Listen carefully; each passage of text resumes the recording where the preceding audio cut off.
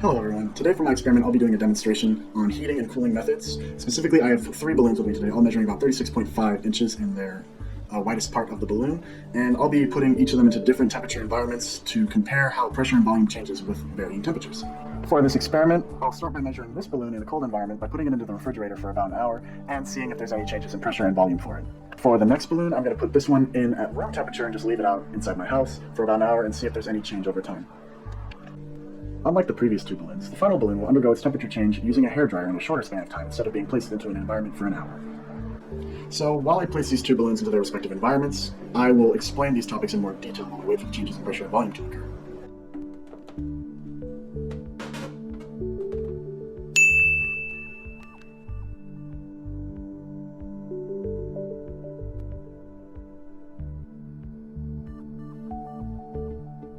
In the case of this experiment, the three balloons we're using will all be containing helium, which is in its gaseous state, and as a result, they'll all be starting about at the same level of kinetic energy. However, as we put them into the three different conditions, this will affect their kinetic energy as well as their pressure and volume content.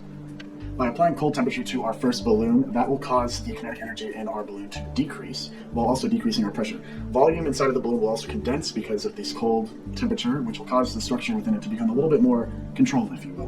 The molecules won't be going around as much because there's a lower kinetic energy, and as a result, we will see a smaller balloon. On the other hand, with our balloon that's at room temperature, this balloon will not really see much of a change in volume and size as we will see with the other balloon, mainly because at room temperature, helium will just diffuse out of the balloon at a relatively slow pace, and as a result, there won't be as much of a drastic change in the size of the balloon for room temperature.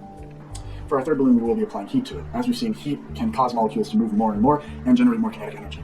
And we'll be demonstrating this today with the experiment of applying the hairdryer heat to the balloon to demonstrate this process happening. And another aspect of the balloon popping under heat conditions is also attributed to the rubber and latex makeup of these balloons.